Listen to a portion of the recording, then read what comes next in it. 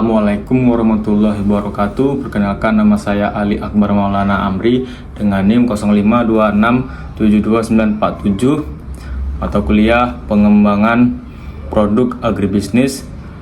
Saya akan mewawancarai narasumber saya, owner kedai kopi Brotherhood. Assalamualaikum warahmatullahi wabarakatuh. Perkenalkan, nama saya Ali Akbar Maulana Amri dari Universitas Terbuka, mata kuliah program agribisnis. Saat ini saya sedang berbicara dengan Bapak siapa? Indra Gunawan. Baik, terima kasih.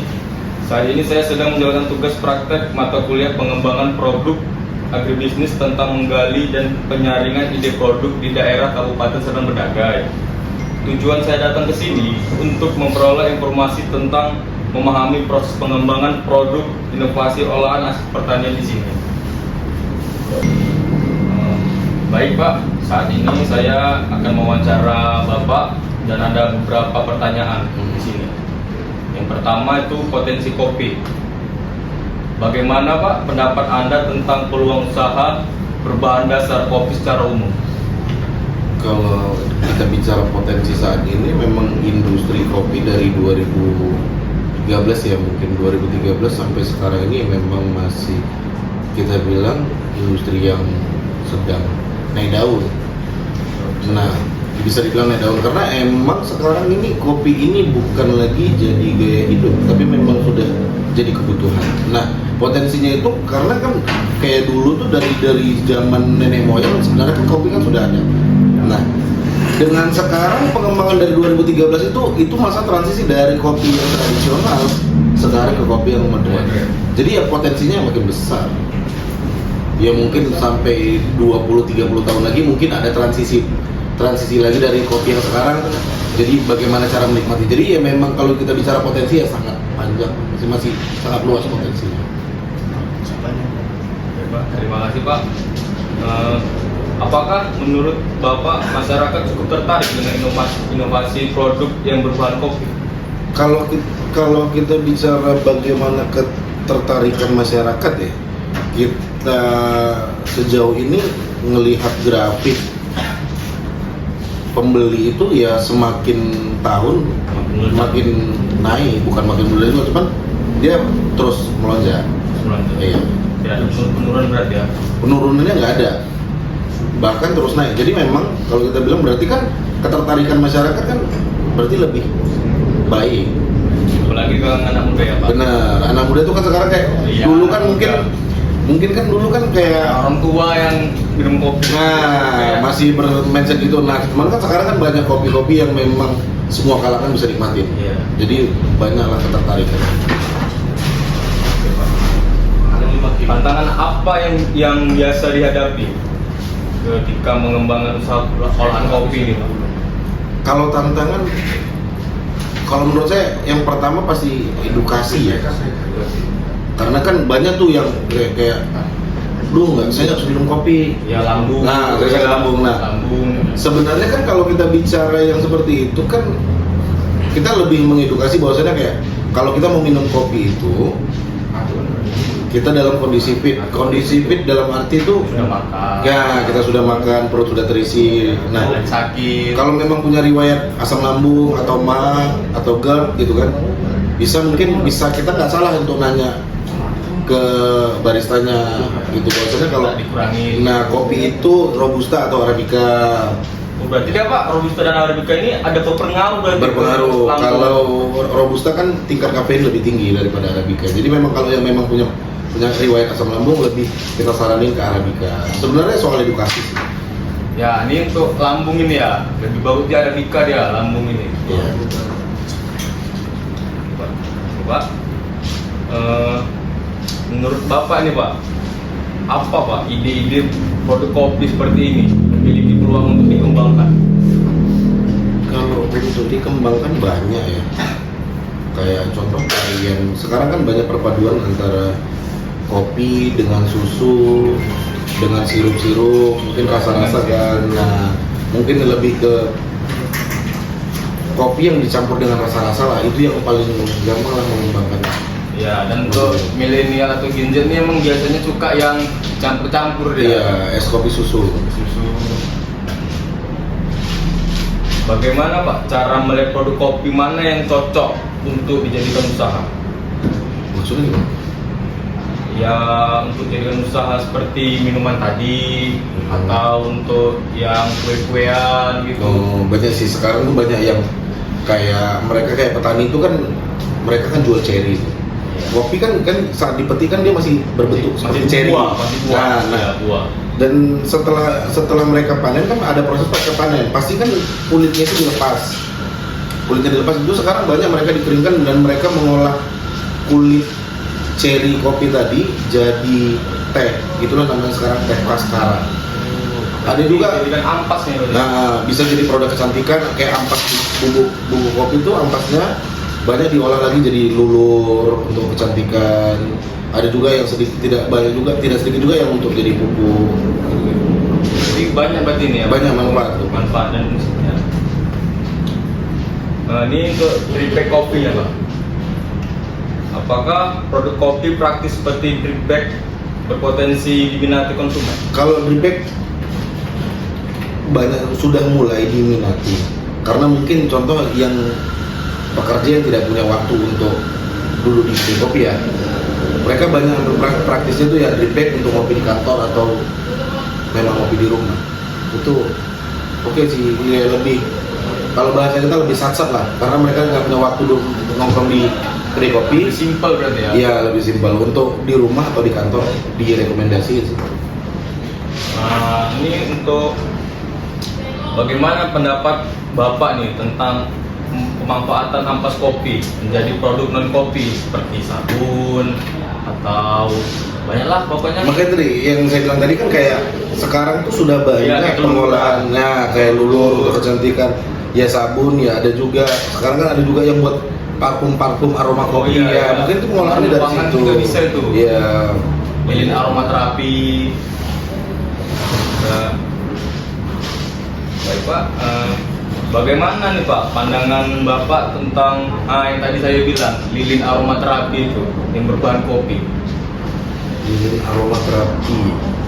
Atau Bapak pernah melihat atau dengar? Baru ini dengar sih. Baru ini berarti Baru dengar kalau lilin aromaterapi. Cuman ya itu tadi sekarang udah terlalu banyak pengolahan dari ampas kopi.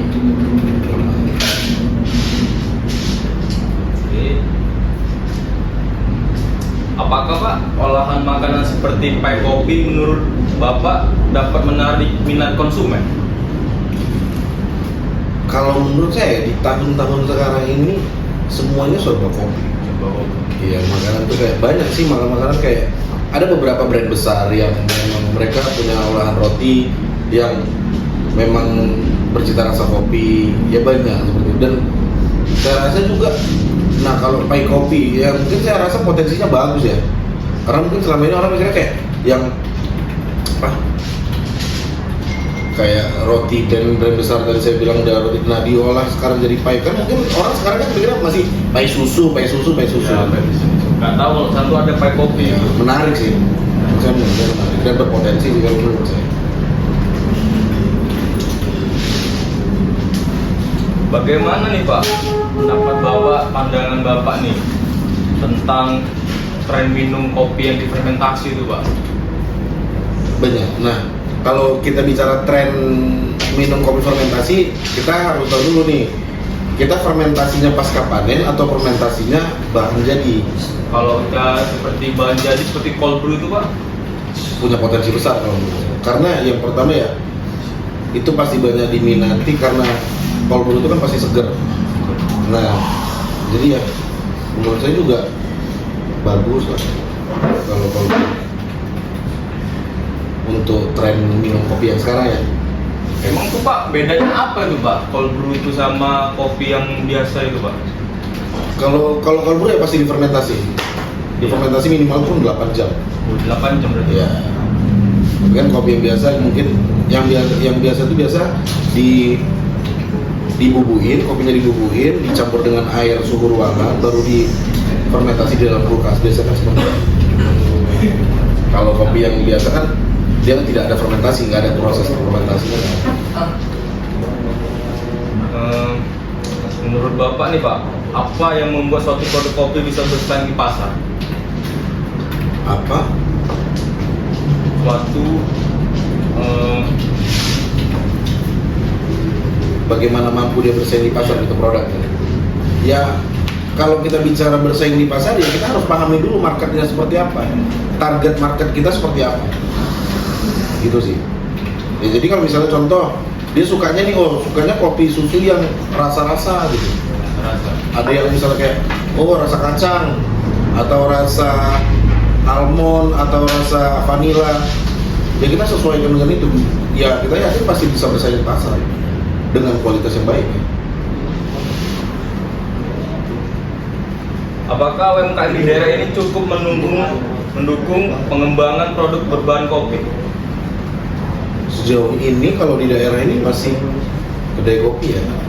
Nah, tapi kalau untuk pengolahan yang lain seperti tadi kayak roti atau pie yang berkopi di daerah sini dulu. Di daerah sini belum ada guys. Tapi ya itu tadi hanya kedai kopi. Bagaimana nih Pak karakter konsumen kopi di daerah ini menurut Bapak? Kalau karakter kopi sih kan kalau kita bilang yang konsumtif ya, konsumtif kopi ya kalau kita bilang marketnya masih 50%. Dari 100% itu masih 50%. Ada kan masih sekarang tuh banyak tuh yang Gen Z lah kita bilang. Gen Z ya. Ayo ngopi, datang ke kedai kopi pesannya matcha.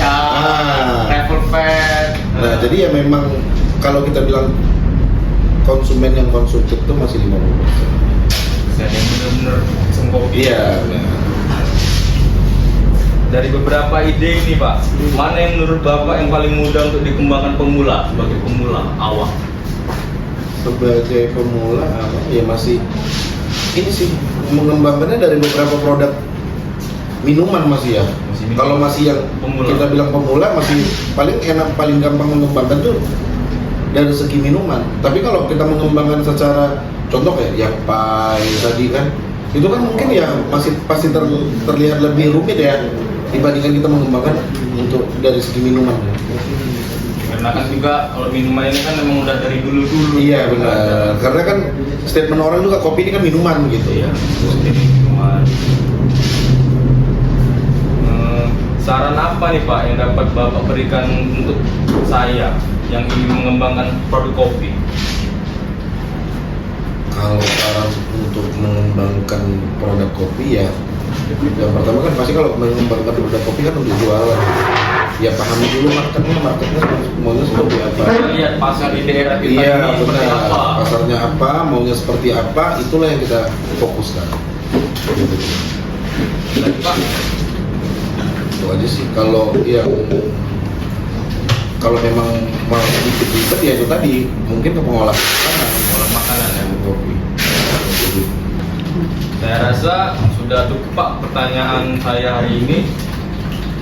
Terima kasih banyak Pak atas Iya. waktunya Pak.